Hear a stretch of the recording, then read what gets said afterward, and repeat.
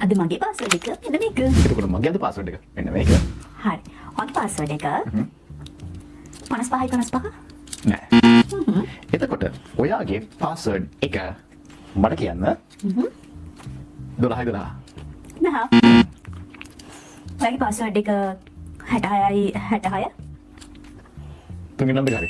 Yeah. ඊට පස්සේ ඔයාගේ පාස්වර්ඩ් එක 04. දෙවෙනි නම්බර එකයි හතරවෙනි නම්බර එකයි හරි. වව්. දැන් මට පේන විදිහට මම දිගාගෙන යන්නේ. ආයෙත් එන්නේ කවුරු දෙන්නවා කියලාද? මම දෙනවා කියලා. අද දිනන්නේ මම දෙන්නවා කියන කට්ටිය පල්ලෙන් කමෙන්ට් කරන්න.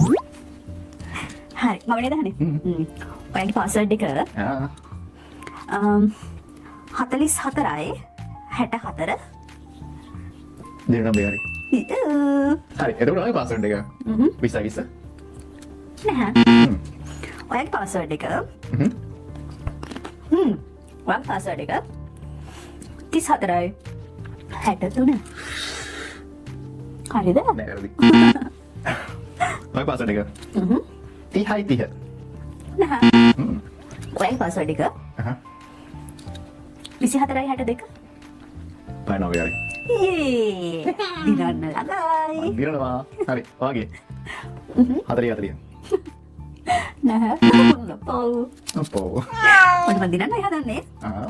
මම දකින්න මොකක් හරි පැටර්න් එකක් මේකේ. මම හිතන්නේ ඔය පාස්වර්ඩ් එක මම දන්නවා. මොකද?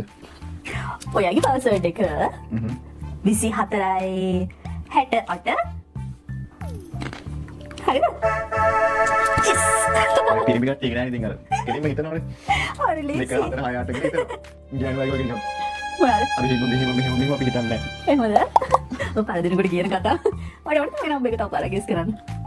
හරි. ඔයාගේ නම් දෙක අනුව යනවා. 2 plus. අසු. මම හිතුවා අර මුලින්ම දෙයක් අසු කියලා. එහෙමද? ඇයි කිව්වේ නැද්ද? මම දන්නේ. Next time. Next time.